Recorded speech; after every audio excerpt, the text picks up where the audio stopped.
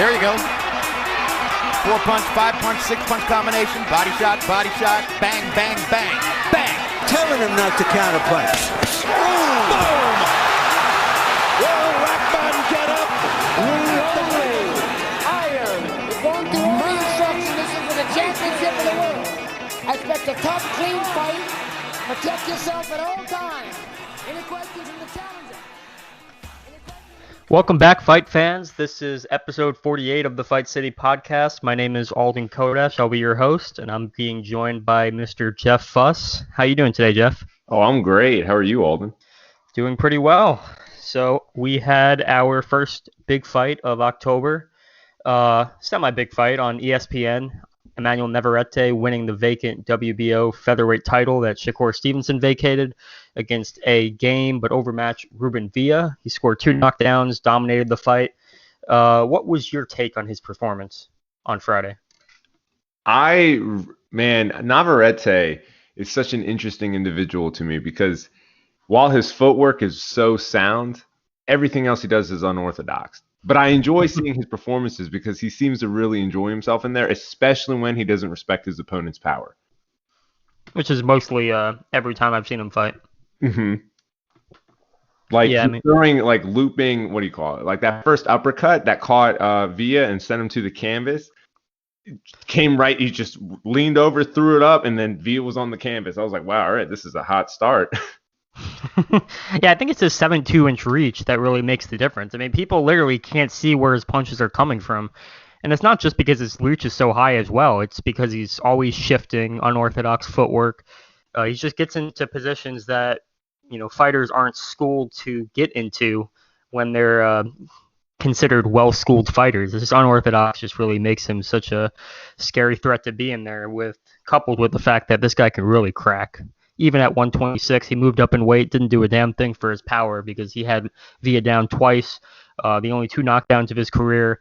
And don't forget to mention that Ruben Villa has a very good amateur pedigree himself. I mean, he has a couple victories over Shakur Stevenson as an amateur, top-notch amateur, 18-0 as a professional. And he really, despite what the judges were indicating in their scorecards, he really didn't have much to offer after the second knockdown in the fight.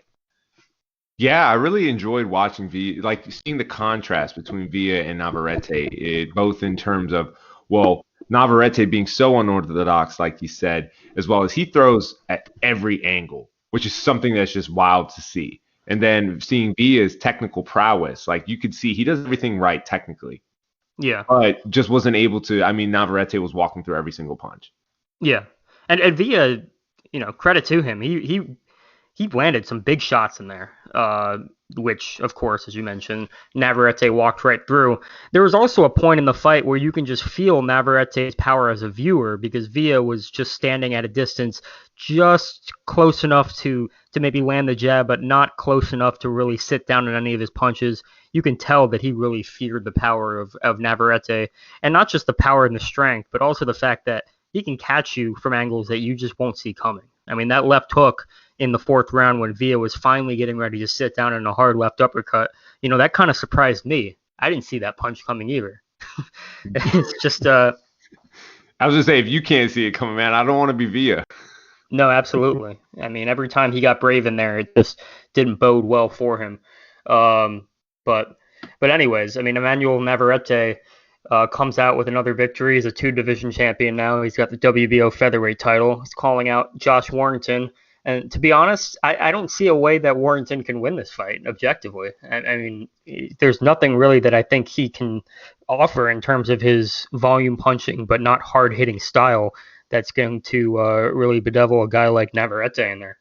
No, I definitely agree. I mean, I think Navarrete said it best. It's it's a good fight for the fans. I mean, it will definitely be entertaining, but definitely Navarrete's walking away with a win. Yeah, absolutely. It brings up the question, and the commentators multiple times on the telecast mentioned this. How do you beat a guy like Emmanuel Navarrete? I mean, he's so deceiving to watch because at first glance, you expect him to be far more beatable than he is. With his ungraceful style, his suspect defense, really the lack of featherweight-like hand and foot speed.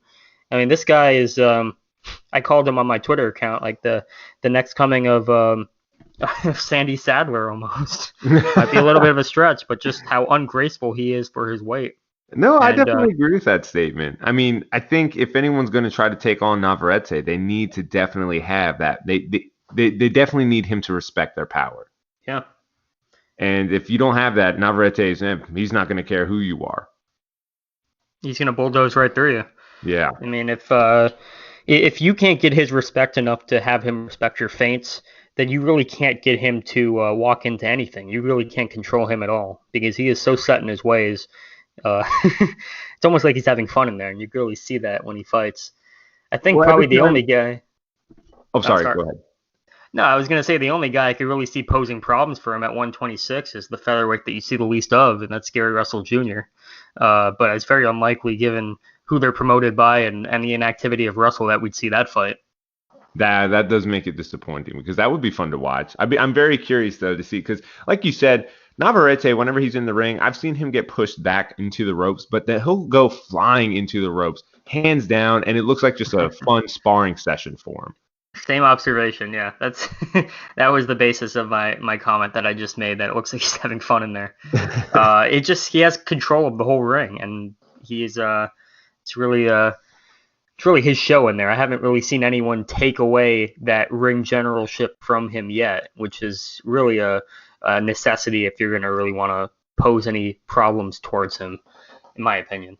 But Emmanuel Navarrete, he's a new champion at 126. I don't see much getting in the way of him unifying at 126 at this present time, besides Gary Russell Jr., who I don't see getting in the ring with him. And really, his size, I think, is I think it makes it inevitable that he's going to be at 130 at some time or another, in which he's got guys like Leo Santa Cruz and Tank Davis, as we'll discuss later, and Shakur Stevenson, who vacated the title at 126 to move up to 130. I think those are a lot more interesting fights than what he currently has available at 126. I guess time will tell to see if he bumps up, but for him, if I was him, business-wise, I might just stay at 126 and dominate. Yeah. Yeah, I mean, he just got there. He looks so big in there. Yeah. Maybe against someone else, it looked like he was walking around at least 135, 136. Unfortunately, I didn't catch I don't even know if they report the day of weigh-ins anymore on ESPN, at least. They used to do that on HBO, but Navarrete looked massive in there. Yeah, the size discrepancy, and especially when you have a guy that big and you're fighting at 126 and he's able to pop off different angles of punches and then also shift angles to throw those weird punches. Yep. Woof. Yeah, absolutely. I mean, he's never off balance because when he misses a punch, he's able to switch stances seamlessly. He's able to shift such that he can fight out of the other stance. He's deceptively crafty, and I definitely want to see more of him. But there are some other good prospects on the card, and I know that you followed it a little better than I did. We had Lorenzo Truck Simpson, Elvis Rodriguez. Anybody that caught your eye on the undercard of the Navarrete-Villa card? I got to say, man, I am high on Elvis Rodriguez, coached by Freddie Roach. That guy is a big Dominican Republic southpaw, sharp, crisp. He knows how to put on a show. He stopped Cody Wilson from Buckhannon, West Virginia in his last outing. And then Creole, which Creole's only been, stopped once or twice in the past. He used to be from the Mayweather gym. And he's 17-17, but when I saw him take that knee, I had a feeling. I was like, guy, man, did you check to see if that check cleared? Because just take the knee, stay down, don't get back up. Elvis Rodriguez, 10-0, all by knockout. He's exciting to watch, isn't he? Dominican Republic. Man, the guy is just crisp, and he at 140, he seems like a big 140 for some reason to me. I think his height is pretty average, but just southpaw, has power, and the fundamentals are sound. So he's just exciting to watch, in my opinion. Well, we'll hopefully see more of him. We had Lorenzo Truck Simpson as well, unbeaten, won a unanimous decision in a workman-like performance. We also had Janabek. I think we just call him Janabek. We don't even bother with the last name. He had a devastating second-round knockout. So plenty of talent on the undercard of the ESPN top-ranked card in the bubble. But probably nothing as entertaining as what we'll see next week, hopefully, in the bubble. We'll have Lomachenko versus Teofimo Lopez, which they're doing a good job of really advertising the hell out of. for good reason, too. I mean, it's a fight that a lot of fans are looking forward to. It's a fight that could produce some fireworks. But at least where I'm standing, I haven't shifted my initial prediction once. I just don't see Teofimo Lopez as being ready for this fight against Vasyl Lomachenko, and nothing in the build-up has really maybe changed my mind. Has anything gotten to you lately? No, I actually went to my local boxing gym here in Raleigh, and me and the guys were just discussing that fight. And some individual pointed out saying, "Well, if Teofimo catches Loma, man, it's lights out." My response to him was, "That's what they said. The same thing about Walters." I was like, "That's everyone has a puncher's chance, so it doesn't really matter to me because you got to catch Loma first." Yeah. Yeah, that was another one of my questions I was going to ask you is how legitimate is Teofimo Lopez's puncher's chance?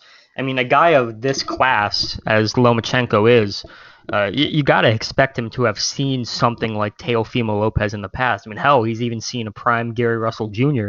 Right in his third fight. I mean, talk about explosive punching power and hand speed right there. Really doesn't get much better than that.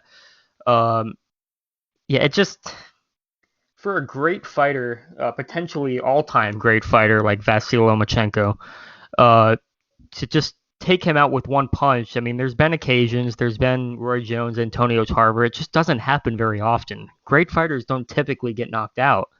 And there's obviously a debate of how great is Lomachenko, and this fight might win some people over that were previous detractors. But, it's just, this is not like fighting Richard Comey in there, who's going to make himself an open target and exchange right hands and get knocked out.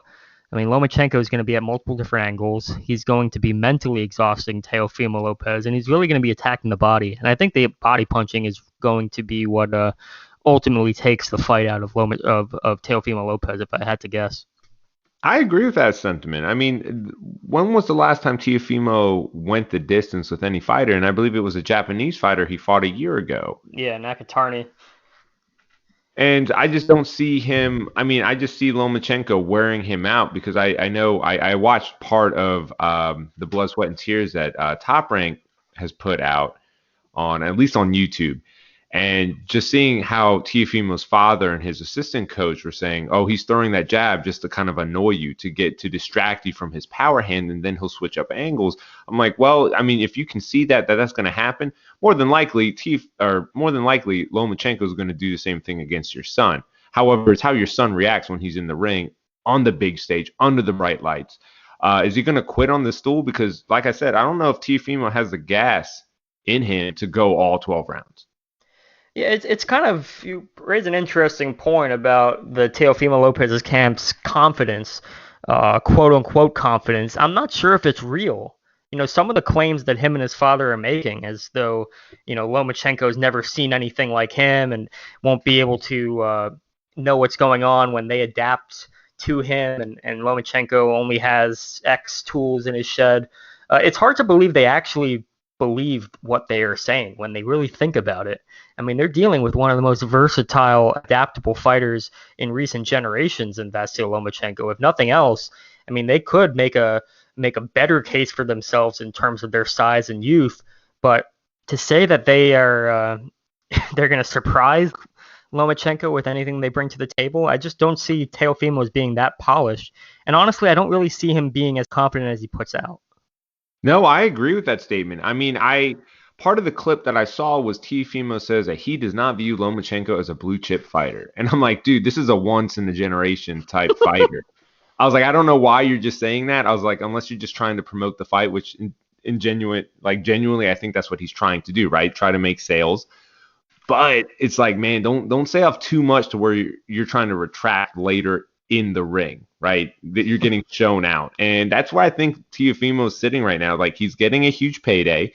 Lomachenko even is willing to, he cut his purse to give more to Loma, or to Teofimo. To Teofimo, yeah. Right? To make this fight happen. So I'm like, well, if a guy's willing to do that, especially if it's roughly around $800,000, I don't know. I might zip the lip a little bit before you regret what you said. It's... Yeah. Yeah, I think he will at as early as the post-fight interview, if I had to predict. I mean, he even said before the fight he considers Lomachenko rightfully ranked as number 2 pound for pound in the world. I mean, it's Clearly, he's very confident in his ability. I just think he's biting off a little too much, or way too much, a lot more than he can chew at the moment, because he hasn't been in with the plethora of different styles that could prepare you for Lomachenko, if anything could really prepare you for Lomachenko. I mean, seasoned veterans have fought in a way that they've never, uh, in a way that suggests that they haven't seen anything like Lomachenko before. Guys like Jorge Linares, guys like Nicholas Walters, guys that have been in with a variety of different styles that Lopez has not. So, I think this is a little too much. Whether he has a puncher's chance, I don't think it's out of the realm of possibility that he can score a knockdown early, a flash knockdown, because Lomachenko, one of his vulnerabilities technically is sometimes he does come in recklessly. I've seen him do it against Luke Campbell. Of course, we also saw him do it against Jorge Linares when he went down the only time of his career. Sometimes he overcommits and he makes himself an open target on the way in. Maybe Lomachenko has his opportunity there. But again, that's not something that I could see Lomachenko having a sustained vulnerability to because of his adaptability in the ring. No, I definitely agree with that statement. I appreciate, Teofimo going after the top dog in the division. I appreciate him, being willing to take this challenge, even if, Loma had to take a pay cut in order to do so, because at first he was asking for, $2 million, Teofimo was. But, hey, the time is here. It's now. The fight is definitely scheduled. So, more luck, best of luck to him. But hopefully it may be a humbling experience. Hopefully. And compared to a lot of his stablemates, guys like Tank Davis, Ryan Garcia, Devin Haney, he's the first to really step up and show that he is serious about his legacy and being one of the best fighters of this generation, not fighting guys like Yuriorkis Gamboa. kind of trading places on beating up poor old Yuriorkis Gamboa, who's unfortunately going up against Devin Haney after he was destroyed last year by Tank Davis. These guys need to really step up. Credit to Teofimo Lopez for actually doing it. And hopefully he is not discouraged enough if he comes up short that we won't see much of him in the future, because he is a very entertaining fighter. And he is a guy that really likes to fight. And I guess we will find out the rest on October 17th when he steps in the ring with the best fighter in the world, Vasily Lomachenko. But October's a really good month, though. Yeah, more than just Navarrete-Villa and Lomachenko Lopez. I mean, the week after we have Chocolatito and Estrada and Julio Cesar Martinez in a triple header, which is a tremendous triple header considering that Estrada is taking on Carlos Cuadras in a rematch. A fight that was a lot more close than many people recall in 2017. A fight that Estrada barely won. And of course, if he wins, he'll likely be fighting Chocolatito next year. So we got that fight. We got Regis Prograis coming back. We got, of course, Naoya Inoue, Usyk Chisora, and Gervonta Davis versus Leo Santa Cruz. It's hard to put you on the spot, but which fight excites you the most out of all of these? I have to say, I think it's the Usyk Chisora fight, just because I feel the promotion for that fight specifically has been going on for too long. So the anticipation to see Usyk at heavyweight is just something that I think a lot of fans, we've been patiently waiting for, but of course, due to COVID, it's been postponed nonstop. But it's a legitimate heavyweight as well, not a Chaz Witherspoon. Yeah, it's like a legitimate threat with Derek Ward Chisora. I didn't actually even know about the Estrada Chocolatito card until you mentioned it. I don't know what the Zone's game plan is regarding promotion, but I had no idea this fight was happening within like the next 2 weeks. Yeah, we got 3 title fights at featherweight and flyweight and super flyweight. Tremendous triple header. Julio Cesar Martinez, especially one of the guys that is often overlooked. He's kind of a perpetual motion whirlwind of a fighter who is up and coming in those weight divisions as well. So. Yeah, I'm just actually, I think, and we've talked about this before in the past, of just, I'm so happy boxing is back. These cards that are coming out, Gervonta Davis versus Leo Santa Cruz, Usyk versus Derek Chisora, and now this that's been brought to my attention, the Zone card with Estrada and Chocolatito on as the co-main events. I'm just excited that it's back. Like every weekend now seems slam packed. It seemed a little odd last night that I didn't see any like boxing on television. There was something on the UK side, I'm sure, but it did feel a little off. It's either Friday or Saturday we get the real fights. Yeah, but besides that, I mean, now looking forward to the rest of this month. I'm like, ooh, every Saturday night, this is excellent. Like I'm looking forward to it. Yeah. And Tank Davis versus Leo Santa Cruz. I mean, this is going to be Tank's coming out pay-per-view event, an event that Floyd Mayweather Jr. has cited as hopefully getting over 1 million pay-per-view buys. I don't know how he's going to do that when he's competing with free TV with Naoya Inoue against Jason Maloney on ESPN, and also for Usyk Chisora, which it's not free because it's on DAZN, but a lot cheaper than the $75 or so you'd be shoveling out to watch Tank versus Leo Santa Cruz. So a little bit interesting that they would pick that date and really stand with such a bold prediction that they're going to get all these pay-per-view buys. Yeah, I don't know. I don't know if that was just a statement made by Floyd. I don't understand where he's even pulling that number out, because even when Davis is, a main headliner and there's no competing events against him, he's still not doing those numbers. So, well, he's never fought on pay-per-view, but yeah, I mean, I agree. He's not at that level yet. He's getting there with the right opposition and the right matchmaking. But yeah, I think this is definitely a bold leap. But if Mayweather's beating the drum, that's true. Maybe they can do a fraction of what he's saying, but. I mean, yeah, I don't. I find the card, well, not the card, but the fight in general with Gervonta Davis and Leo Santa Cruz odd, just because that they're fighting for 2 belts in 2 different weight divisions. But I think it should be a good fight overall. I think in general, just through Leo Santa Cruz's punches and bunches and volume, and he's a Mexican fighter who's very sturdy, versus Tank Davis, who's not necessarily known for punching in bunches, but counter punches as well as devastating power. I'm curious to see how Leo Santa Cruz responds to that. Yeah, I mean, Leo Santa Cruz is going to have it up against him in terms of the size, because he's only fought one fight at 130 so far. Tank Davis has fought above 130 before. Even when he fights at 130, he looks much bigger than his opposition. And I think that size might make a significant difference in that fight. I hope it doesn't, because I think stylistically this has the potential to really show layers in Tank because of Santa Cruz's experience and his punches and bunches, as you mentioned. But I think there is a possibility that I'm hoping won't pan out in the event, that Tank Davis is just too big and gets him out of there with power punches. Hopefully not, though. Yeah, I guess we'll see, depending on what type of Tank we see on that night specifically, right? Like, is he going to be lethargic, or is he coming with of course, all intentions of winning, and also making weight on the scale, right? Yeah. No, I think he's going to be driven to win this fight. It's not.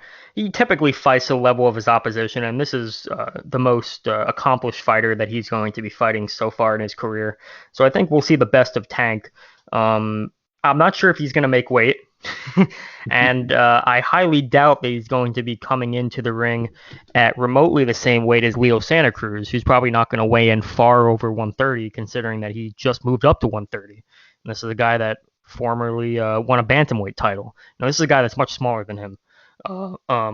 Whether or not he can apply his volume punching and his experience despite that size differential, that's going to be really the tail of the fight, in my opinion, because if he can't, this might not look too much different than some of Tank's previous fights where he just overpowered his opposition. So I think that's a very fair assessment. I'm just looking forward to, I guess the fight in general, just because there are a lot of unanswered questions, at least on my side, about Tank Davis. Like, how is he going to do pertaining to this is a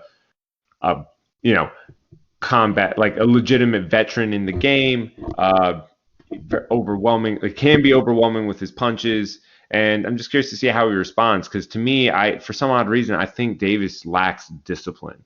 Yeah. So I'm curious to see how he reacts. In or out of the ring. Yeah. Yeah. No, he hasn't fought.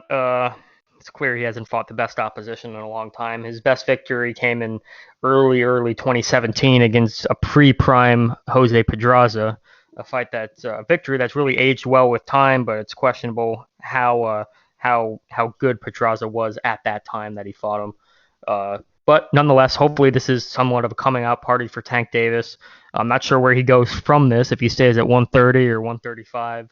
Certainly has good opportunities and good fights at both weight divisions, so we'll be looking forward to that.